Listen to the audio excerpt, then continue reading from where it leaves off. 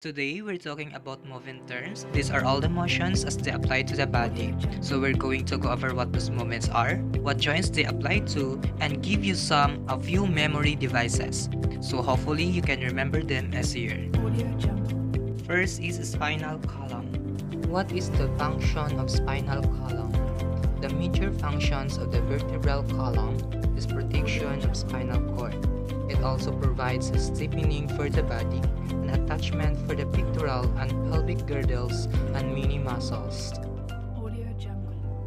Shoulder girdle. First is depression and elevation. A movement opposite to elevation, the scapula moves downward or in inferior direction.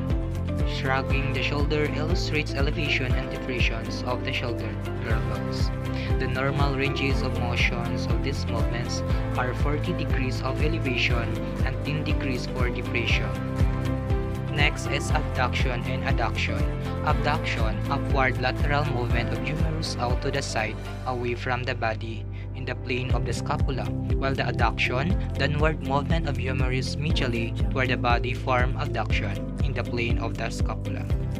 Elbow joint. First is supination and pronation. Is rotatory movement during which the palm and forearm face downward. The forearm is the part of the upper limb below an elbow joint. It has two bones, radius and ulna.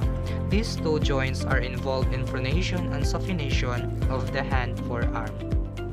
Next is flexion.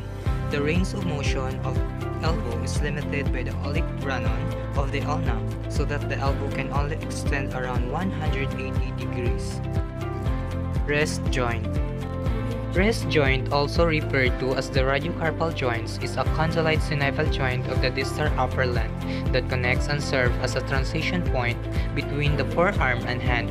A condyloid joint is a modified ball and socket joint that allows the flexion, extension, abduction, and adduction movements. Hip joint.